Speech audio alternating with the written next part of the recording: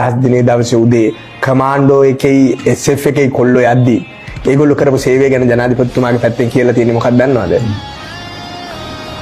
ජනාධිපති අනුර කුමාර දිසානායක මහත්මයාගේ උපදේශ පරිදි සේනාධිනායක උපදේශ පරිදි දිත්ත කුණාටුවෙන් අනතුරටපත් මිනිස් ජීවිත 30 ගණන් බේරගත්තා කියලාලු. කතාවේ කිසිම තැනක කියලා නෑලු මුන් තමයි කොටින්ද දුවන්න ගැහුවේ කියලා.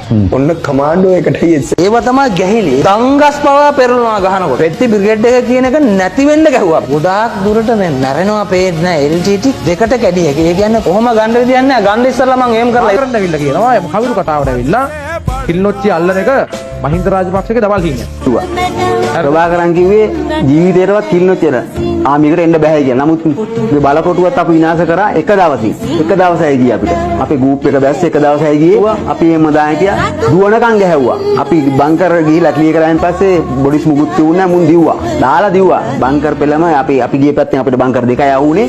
බංකර් දෙකම දාලා දිව්වා. ස්නයිපරෙක් කියන්නේ ප්‍රගුණ වෙඩික්කරුවෙක් නේ. දුනා මේ ලෙඩක් ඒක මහ පුදුම ලෙඩක්. අද එකක් ගැව්වොත් හෙටත් එකක් ගහනවා.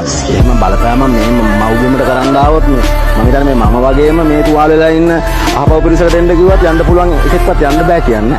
ගහලා බලන් ෆයර් වලට අපේ CEO දාන්නේ නැහැ. ඒකට SF ලා ඉන්නවා. SF එකේ සාමාන්‍ය ෆයර් එකක් කියන්නේ බිමින කූඹි එකක් ඉතුරු වෙන්නේ නැහැ ඉතින්. රණකාමීත්වයේ කිසිම විටක ජාතියකට අගතියක් කරන්නේ නැහැ.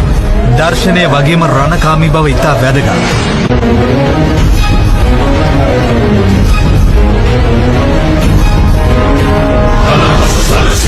Enigma